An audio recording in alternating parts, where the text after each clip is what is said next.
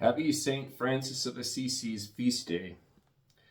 Friends, St. Francis is a wonderful, beloved saint in the church. Around 1181, he was born in Assisi, Italy. Was son of a wealthy merchant. His early life was marked by luxury and wealth, and he wanted to go in the military, actually. He had ambitions to fight in the war against Perugia at the time in 1202. So he was, ironically, the same age I was when I went in the service. And anyhow, he got ill, he got sick, and then he got captured. So he went through kind of a spiritual awakening during that period. And then when he came home, Francis kind of like had a fight with his father, and he renounced all his possessions, his wealth, he just in public. And he stripped down naked. And this was a big family dramatic fight, and everyone saw it. And he left, and he didn't even want the clothes on his back that came from his father. So he left and entered into kind of like just a period of aesthetic. He was soul searching. I think that's a healthy thing for anyone in that situation. I did the same thing. When I got out of the service, I went home and I lived in a barn for 6 months and restored an old Dodge Mopar. And that winter I felt the call strongly. And but for all people, God comes and he helps. Even the great saints had God inspiring them to give up things like their inheritance even. Someone somewhere is lost, and all you have to do is open your heart and mind to Jesus, and he will show you the way that you're going to be so happy.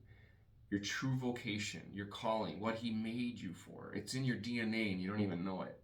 Francis discovered this at his early 20s, and he entered into extreme poverty. He embraced it as a vision. He had a vision, and he embraced all of that. When he heard God call to him, Francis, rebuild my church. And he's like, okay. And he started rebuilding some of the local torn down churches, that maybe they needed total renovation. He started rebuilding them. And slowly his repair my church command became his focus. It wasn't so much physical, but the spiritual journey of it.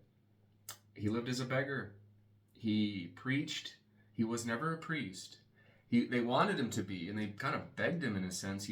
Everyone followed him. They gave up the crazy life they were living and just started following this movement, this Franciscan movement. There were orders approved by Innocent III, I think, emphasizing evangelical poverty, service to the poor. He also established the order of Franciscans, the Poor Clares for women, and there was another third order for the laity, etc. But he had a deep devotion to the animals. So we always, on the feast memorial of Francis, we invite everyone to bring their pets. I've even had people bring their horses. I did it at a parish for a couple years. It was fun. All the kids brought their bunnies and their dogs and cats. I brought my dog, and anyhow, I'll be praying this Mass for the Diocese of La Crosse, all our farms, all our parishioners' pets, all their hobby farm animals, pigs, chicken, donkeys, whatever you got. I've seen it all. I'll bless all of them today. Francis was a wonderful. He also had the stigmata. So he had an interesting connection with God's Son in his passion. He bore the wounds of Christ. Over the centuries, several people, actually many, they're not real popular, they're not well known, but like Padre Pio, and several other mystics do bear the wounds of Christ. So, um, last but not least, he went on the Crusades. Most people don't realize this, but he actually spent time in the Holy Land. He went to Egypt. He promoted interfaith dialogue, which I'm a big fan of. I grew up Protestant. Most people might not know that either. I grew up in the Lutheran Church and the Catholic Church at the same time.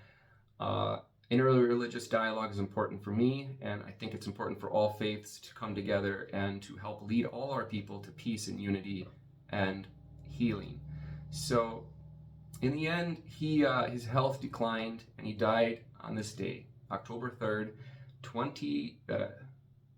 he was 1226. So, he was not even 50 years old, and he died, and he's died the same age as me, I think. What is it, 26 plus 19?